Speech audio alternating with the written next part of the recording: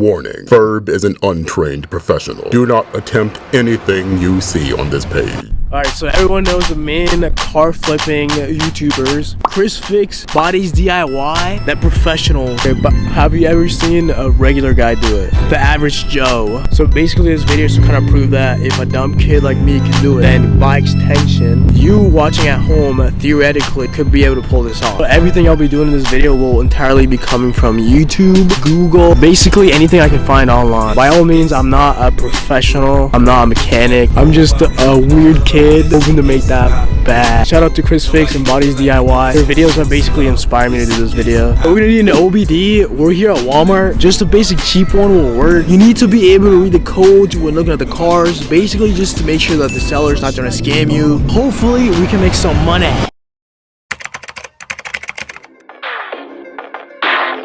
So I've actually attempted to flip a car before but couldn't upload it because I lost the SD card. But one of the main takeaways I got from that car is negotiation is key. In my opinion, one of the most important factors in whether or not you will make money during this whole challenge is having a good deal. Once again, shout out to Bodies DIY. He emphasizes the importance of the unforeseeable. Basically, there's always going to be problems you're never going to expect.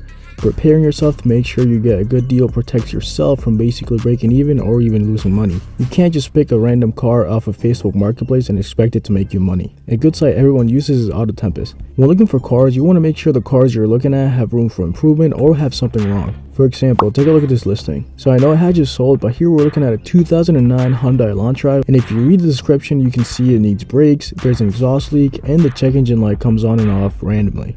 Now, fixing brakes and exhaust leaks are a good problem to have since they're usually a cheap fix. When it comes to the check engine light, it might be as simple as a dirty mask airflow sensor. Now, this is theoretical, but you get the idea. Some of the phrases you might want to use when looking at cars are needs work, won't start, needs brake, basically everything you see on the screen.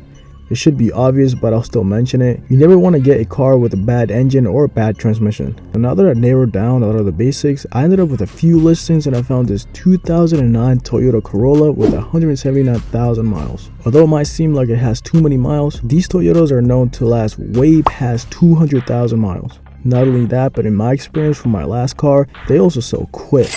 The seller states, "This is my friend's car. It broke down about 2 weeks ago and it has not run since. We'll need a new shifter cable and possibly a new starter. Currently not starting. Selling it as is. Will need to be towed. $3,000 or best offer. Need it gone soon. She's buying a new car and does not want to put any more money into this." For those who don't know, the shifter cable runs from the cabin down to the transmission and basically selects your gears via your gear selector. I have seen people do this on YouTube, so I figure it shouldn't be too hard of a fix. I shot the seller a message and basically went something like this. I asked him when I could look at it. He said tomorrow if you like. Then I started asking him a bunch of questions, just basically making sure that there was nothing wrong with the engine and it was just a starter issue.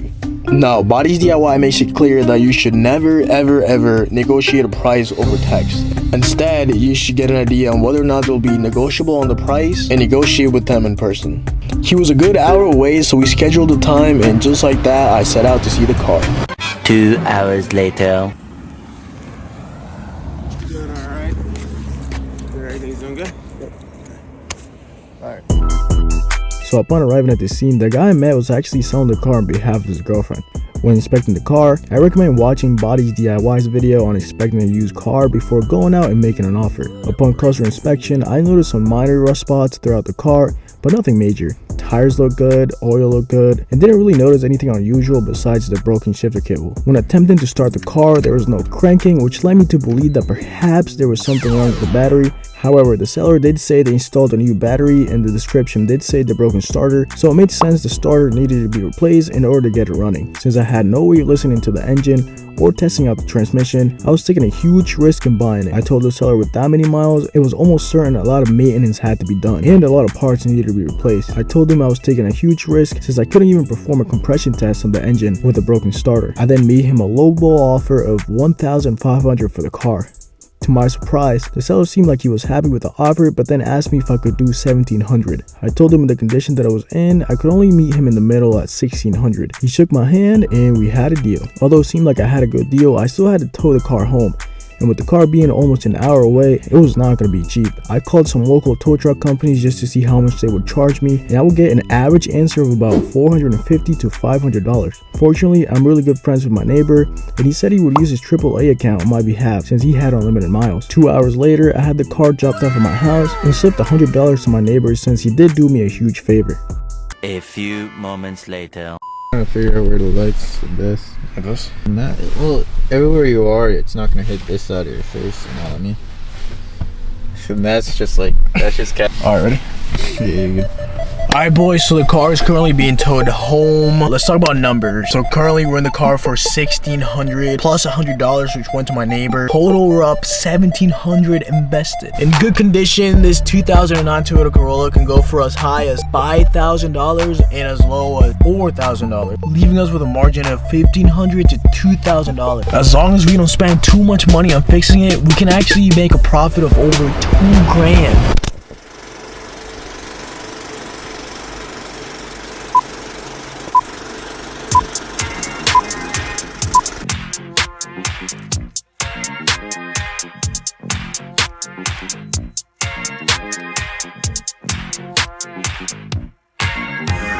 So there's a couple reasons why a car might not crank. Bad battery, which I already checked to be good at 12.5 volts, a broken starter switch, which also seemed to be good, or a blown fuse, which I later checked using a test light, and they all seem to be in good condition. So the only part left really is the starter. I ordered a new starter for about 68 bucks and did a little research on how to replace it. Just two simple bolts on each side with an electrical connection that just plugs in. The first bolt actually took a little more time than expected, and I had to buy this foldable ratcheting right just to take it off. I then took off the bottom bolt and unplugged the connection and fished out the starter from underneath. Now out with the old and in with the new. To get the new starter in, you basically perform the same steps, and now it was time to start it. And sure enough, it started right back up. I manually put the shifter lever on drive and I took it out for a test drive. Everything seemed good, however, to my surprise, a lot of the lights on the dash turned on.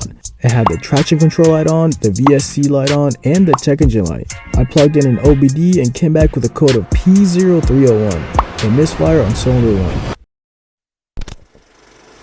What is a misfire? Now when your check engine light's on and you have a P03 series code, that's a misfire code. So you could need anything from a cylinder head to a major engine problem to a simple spark plug to an injector or even a vacuum.